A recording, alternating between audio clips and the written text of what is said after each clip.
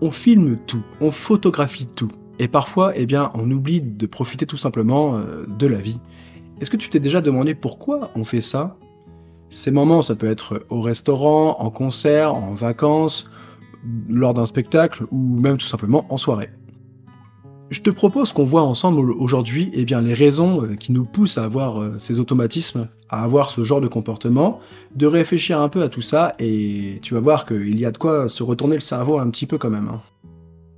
La première raison, c'est qu'on a peur d'oublier le moment, on a peur de manquer quelque chose d'important et donc on se dit très bonne idée, je vais filmer ça pour pouvoir le mettre en mémoire, le stocker à long terme et puis comme ça je pourrai le revoir plus tard.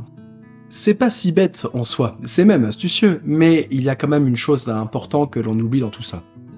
À trop se concentrer sur la manière de capturer cet instant, ça nous empêche de vivre vraiment l'expérience de manière authentique, de manière réelle. À cause de cet écran, il y a une distance qui se crée entre nous et le moment que l'on est en train de vivre, et donc forcément, ça va réduire aussi notre attention, notre concentration, et limiter notre manière de partager ce moment avec les autres, qui sont aussi en train de vivre la même chose. Les moments que l'on retient le mieux et ceux qui nous marquent le plus, ce sont ceux que l'on vit pleinement, entièrement et avec tous nos sens et en plus, que l'on partage sincèrement.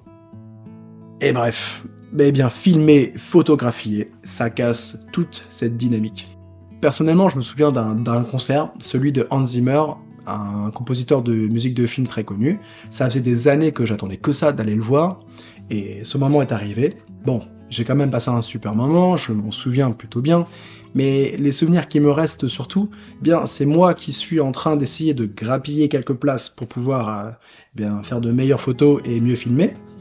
Et puis je me souviens aussi que j'essaie de réfléchir à quel serait le moment le mieux pour justement garder un souvenir.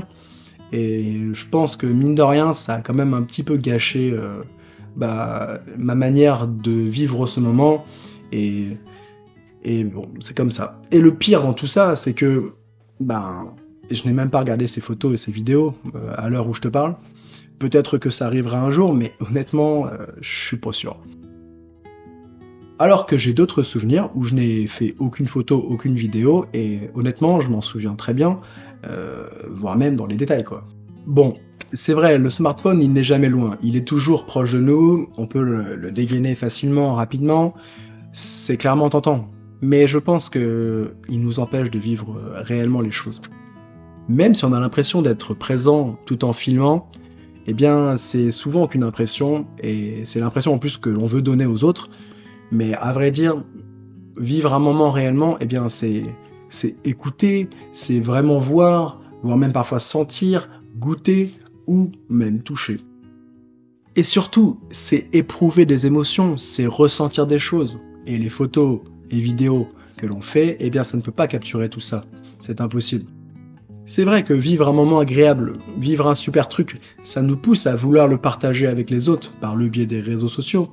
Mais est-ce que l'on pourrait pas déjà le partager vraiment avec les gens qui nous entourent, avec les gens qui sont également là, qu'ils soient connus ou même inconnus?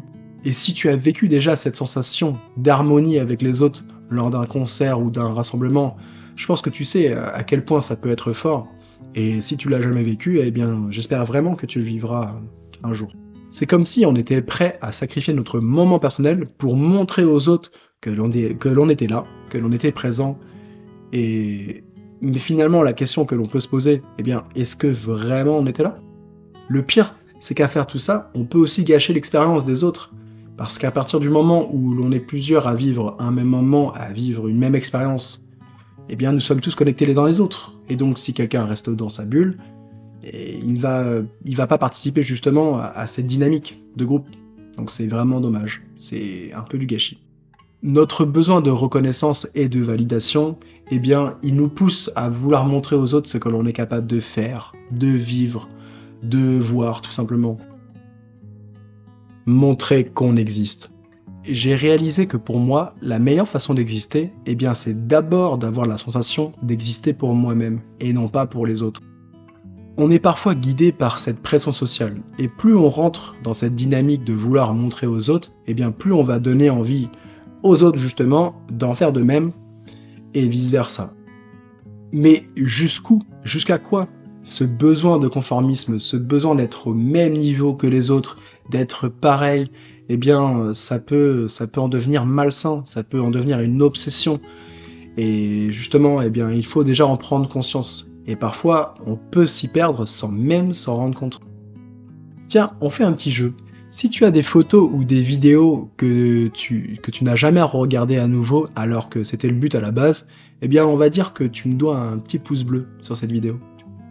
Bon, ben, je crois que je vais mettre un pouce bleu à ma propre vidéo, du coup.